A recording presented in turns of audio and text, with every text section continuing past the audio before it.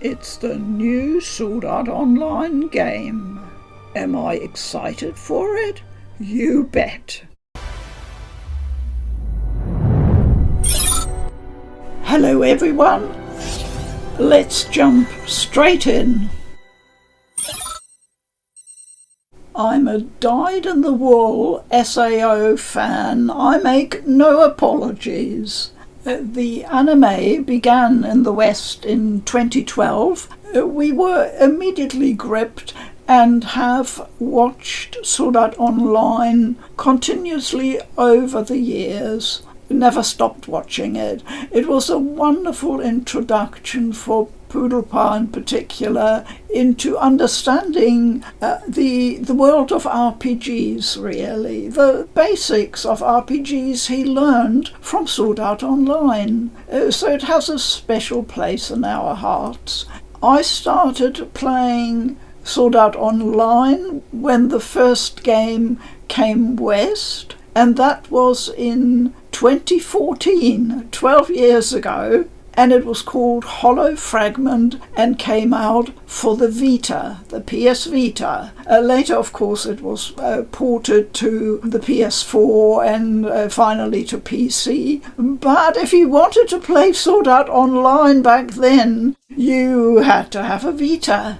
Such a community gathered around it. It was so much fun. There were endless complaints about the localization, but we all played the game. I never stopped playing it. I just got every game after that, physically as well.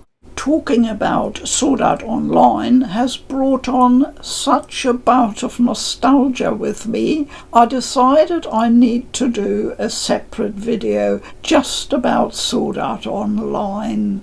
I have collected physically all the games that were released in the West, and I'd like to show you my collection, which also includes a collector's edition for one game, plus several figurines.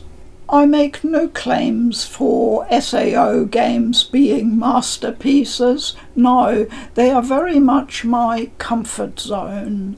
I know the setup and interface of them well and can easily slot into any game and simply unwind and relax and enjoy the world. I find the combat system quite manageable for me, and that helps, of course. I don't often pre-order games, but you can be sure I did pre-order this one. Getting JRPGs physically in New Zealand is getting more and more tricky. So if I want to make sure, and I do with Sword Art Online, I need to ensure that I've got an order in the system. Only 3 weeks to go. Yay! So what's it like starting up in a Sword Art Online game? Please enter your name and begin creating your avatar. So this is new in Echoes of AINCRAD. You're not playing as one of the story protagonists anymore, but you have your own personal protagonist and avatar. It is a silent protagonist, though. AINCRAD is an immense realm of breathtaking beauty. Compared with previous games, the graphics are a huge step up. The developers used Unreal Engine 5. By activating checkpoints placed throughout the field, the map of your current region will be revealed. The change to the whole style of the game is incredible. It has brought a real breath of fresh air, to my mind at least. Fortunately, the user interface will still be very familiar to anyone who's previously played SAO games. And sudden battles will become unavoidable. Managing your resources effectively is a crucial part of surviving in combat. Actions like attacking, dodging, or guarding with a shield will consume your stamina. Once it runs out, your actions and abilities become limited. SAO games typically have a wide range of weapons and other gear. You start out with a very reasonable selection and you will quickly amass a lot in your inventory, so item management is crucial. Likewise, weapon and armor maintenance and upgrading makes all the difference. In every SAO game, you can take one partner with you into battle. Every partner brings their own distinct support skills and combination skills to the battle. We've always had Switch in SAO games, but they have refined the system here. Activating Switch mode splits a tough enemy's attention between you and your partner.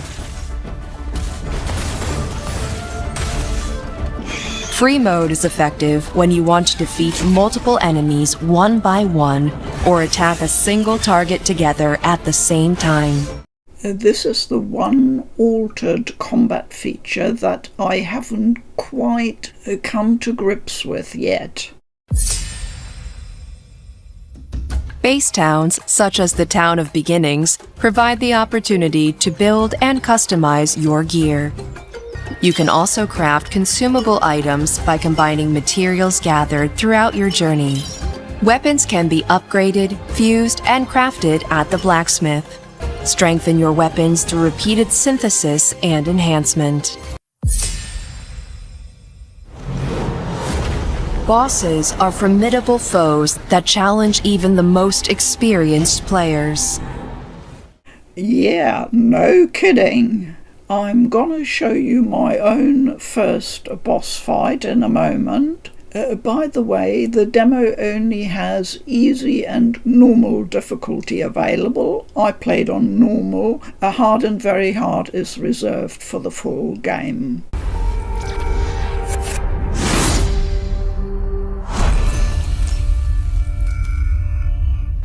Overall, I didn't have any significant technical issues playing on the PS5. Just occasionally there was a little bit of jankiness with motion and camera control together, but I did see the jitterbug once or twice.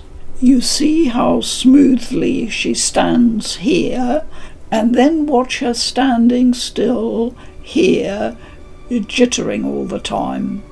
So if this sort of thing bothers you, it might be worth waiting a bit until the first inevitable patches have come out. You can adjust performance in the settings, but I play on quality, so I don't know whether that affected it.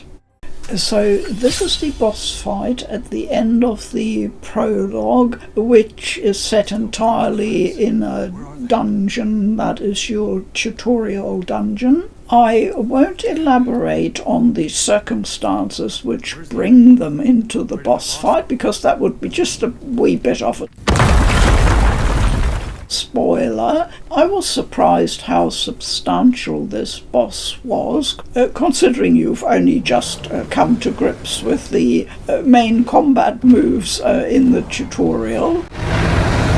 I enjoyed the fight. The boss was a suitable, nasty slob of a creature. Here I thought, oh, he's going down nicely. But it took in fact a lot longer, with the boss constantly managing to recoup HP and having several hidden reserves of either extra lives or a special break guard that needs to be whittled down. And here I see for the first time his shield being slowly broken down. They tell you in the tutorial what's best to achieve that, but they tell you a lot in the tutorial and I couldn't quite remember. They keep recommending the R2 heavy attack, and that's what I basically used, but it took a while. Here I invoke Iori's support skill. That gives us a nice little healing and buffer zone for a while. Look how Ilfang manages to get almost his whole HP bar back, but we managed to pull off a combo attack. He's down but not out for the count. We have to keep going. It occurred to me after the fight that the mace might have been a better choice of weapon due to breaking down the guard. As always, there are of course swings and roundabouts with weapon choice. Back to our boss. This guy is unbelievable, but I think we really got him on the ropes now.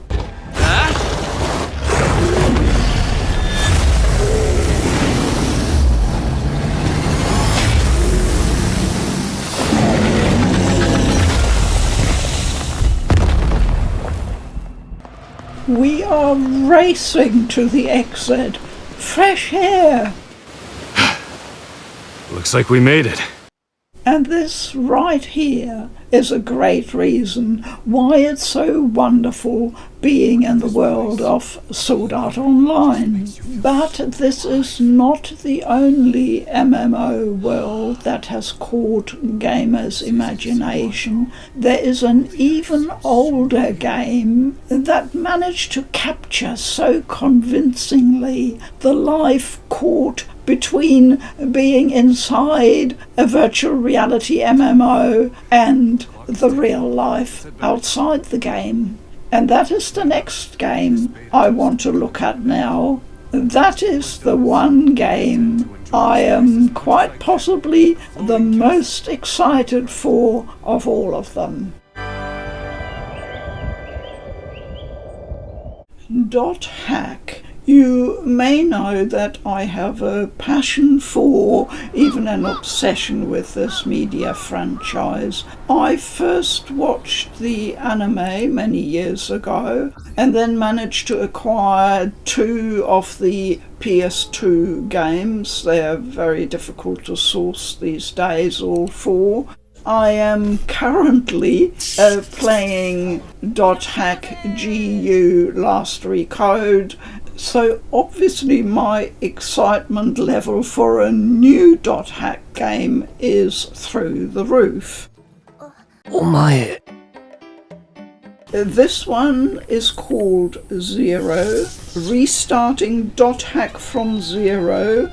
The CEO of Cyberconnect2, Hiroshi Matsuyama, said the title .hack Z.E.R.O reflects the messaging of restarting .hack from zero. So that explains the title.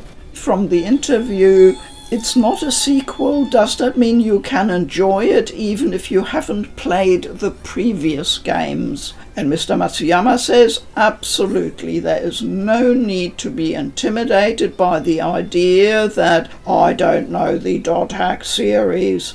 This is great and sounds like a wonderful opportunity for a reboot for .hack.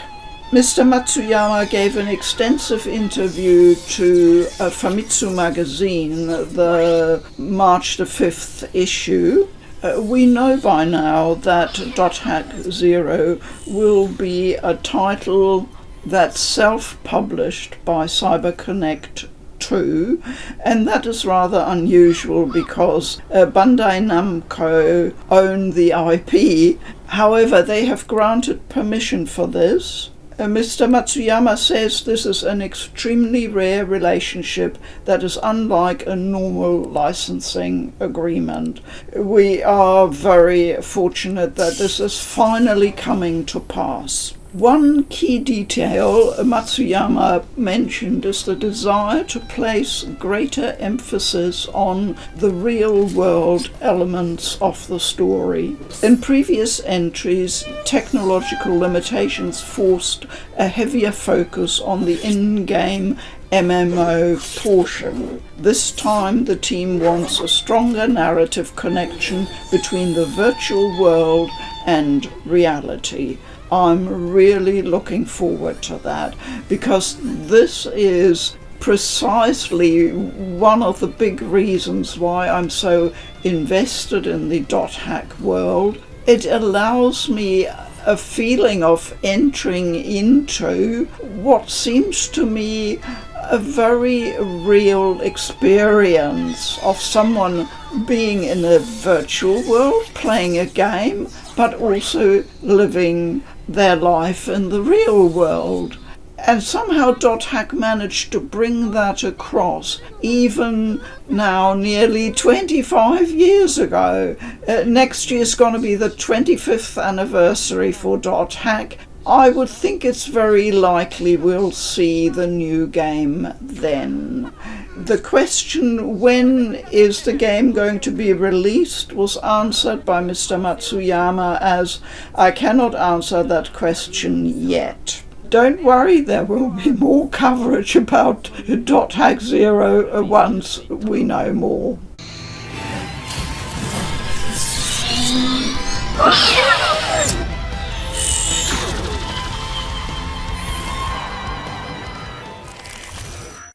As always, thank you very much for watching. Please keep well. This is Food for Dogs.